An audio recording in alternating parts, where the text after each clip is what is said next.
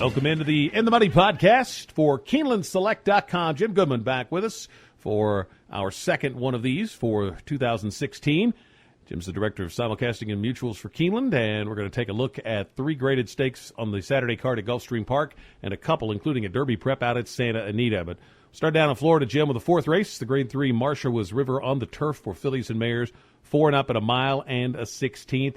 Pletcher's Sandiva on the rail is the favorite in here. Who'd you like?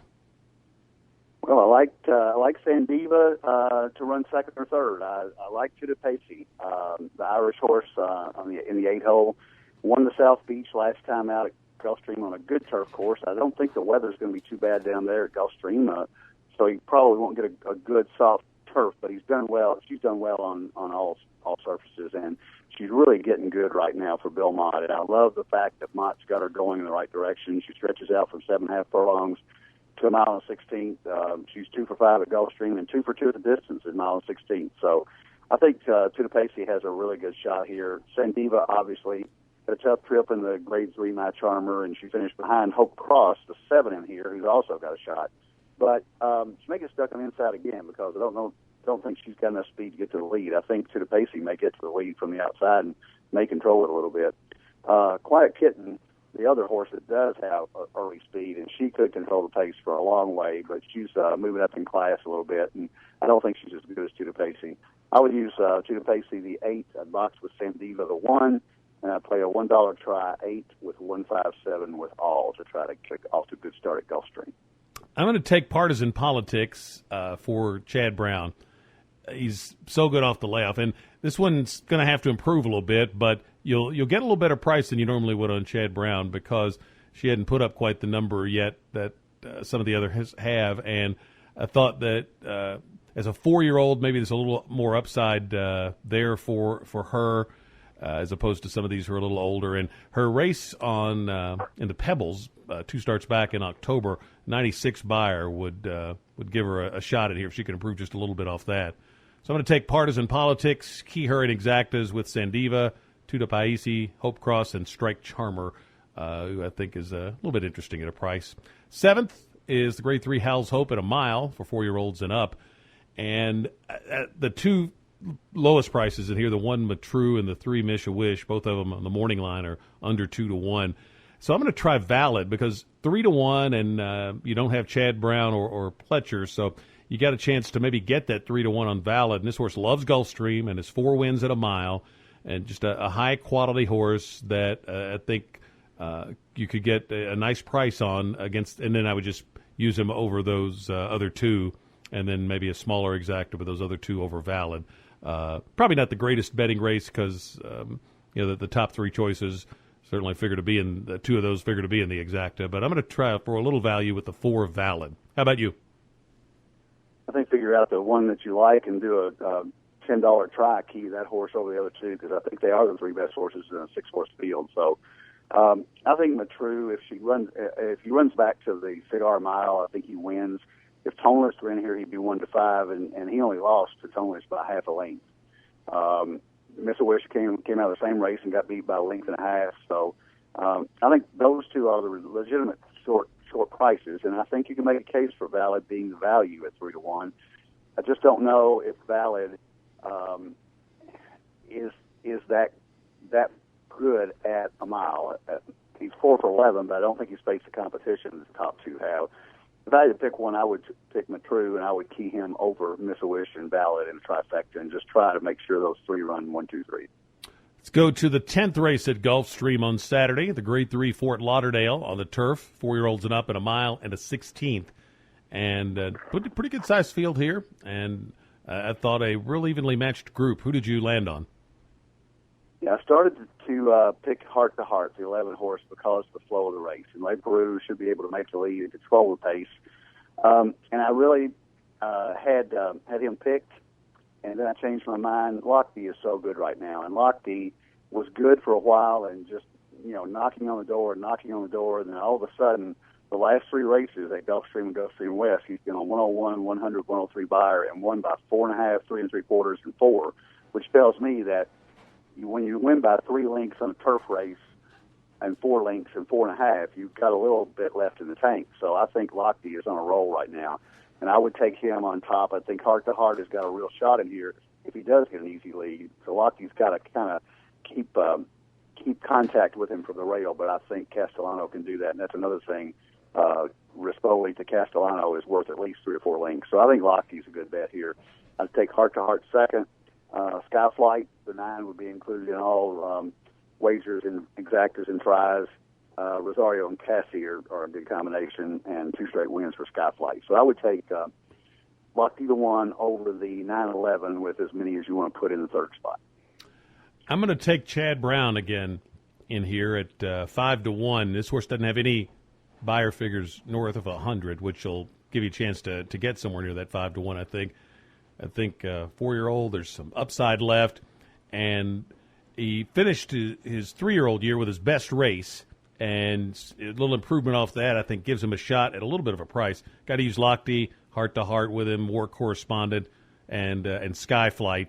So I'd key take over Target and then use him in exactas with all of those others. And if you want to drop one out for your budget, I'd drop Heart to Heart only because of the post position is not great out there in the 11 hole. But I think it's a pretty well matched group in here. I'm going to try to take over Target. Santa Anita, 6th race, is the Grade 3 Sham for 3-year-olds, so it's a Derby prep at a mile. I ended up going for a little bit of a price here in Rare Candy. This horse jumped up to a 79 buyer last time for Hoffman's, and it was an improvement, I think, of about 12 points, and has had 3 really good works since then. And he was 4th last time on the dirt to Nyquist and Swipe. So, from the Breeders' Cup Juvenile here at Keeneland, we know how good that race was. So I think that's 4th beaten 7 is not a bad effort at all for Rare Candy in there. Getting back on the dirt at a bit of a price here, I think, could and really well drawn at a mile in that 1 hole. I think Rare Candy can maybe pull the upset here. I'm going to use Dressed in Hermes, Let's Meet in Rio, and Found Money, all 3 of those, and probably just do a 4-horse box with those 3 in Rare Candy in the Sham. How about you? The 2 horses that I really liked in here, one was Rare Candy the 1, because I looked at the same race that you did, that front runner. Even though he only got a 67 buyer, to finish behind those 2 is no disgrace, and they moved up in the Breeders' Cup Juvenile. So Nyquist and Swipe are not in this field, and I think Rare Candy has probably got as good a form as anybody on the dirt. You don't know what's going to happen with the weather at Santa Anita. As we record this, there's a pick 6 carryover on Thursday, and they're talking about rain today and maybe rain all weekend. So you got to look for some wet dirt form here, and there just isn't any on a newly formed 3-year-old. So I think Collected, the 9, is my other horse coming out of Cecil B. DeMille on the turf. Dressed in Hermes came out of that same race. And those 2 horses, if they transfer their form from the turf to an off track, I think that makes a lot of sense. But I would take Rare Candy on top. I'd use Collected with him, maybe in a trifecta wheel. So I'd go 1-9. I would throw Dressed in Hermes. I'm already there. Took a shot at the Grade 1 Lost Health and Security last out. Was beaten by 2 of the best horses on the West Coast. So I think there's no harm there in getting beat by More Spirit and Toes on Ice. So I would use those horses. This is a wide open race, though. You don't know turf to dirt. You don't know the condition of the track. So handicapping a couple of days out, I would take Collected and Rare Candy, but Found Money the 4 is the other horse that I would use as well. So multi-leg wagers, I would use 4 or 5 horses in here. Let's move on to the 8th race, the Grade 2 San Pasquale on the road to the Big Cap, 4-year-olds and up going a mile and a 16th. California Chrome's return in here. Who'd you like? Well, you got to like California Chrome, but I can't pick him to win. He's going to be 2-5, coming off a 10-month layoff, and believe it or not, he's never raced on a wet track. So when you race in California, you did the Triple Crown, and they happened to be dry tracks that year. He's never had any wet surface experience. I went with Opportunity in here just because he's consistent. You know he's going to be right there. He's got a recency edge on California Chrome. He ran the Clark Handicap, and he was flattered that day because FNX came back and ran a really good second to American Pharoah in the Breeders' Cup Classic. So the Clark came back as a really good race, and Opportunity almost won it over FNX. So I think Opportunity is maybe the price in here because they're going to overbet California Chrome.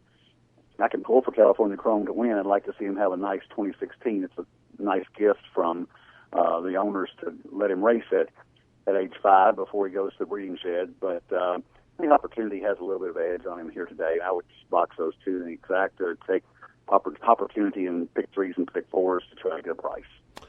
I'm going to take a shot at a price, and that won't be a big price, but Hard Aces. And basically what I would do is box California Chrome, Opportunity, and Hard Aces, and hope that California Chrome's a little bit short or doesn't like the mud or both, and you get Opportunity and Hard Aces. And I think it would be an overinflated exacta if you could get those two in instead of California Chrome being in the top 2. But for a win pick, if forced to make a pick, I'll take a shot with Hard Aces just because I think you get a little better price. Last race was a good one, and for Sadler, and he's run well on this track before, and not really a strong opinion. I think California Chrome, if you put a gun to my head, it's probably the most likely winner. But just like you said, the price off that long a layoff, probably going to be an off track, which he hasn't faced, and just too many questions to take that short of a price. The 110 work, last time. Pretty impressive for California Chrome, but I'll take a little shot with Hard Aces and do a 3-horse box and hope that California Chrome maybe runs third for wagering purposes. Best of luck on your. Thought he was racing.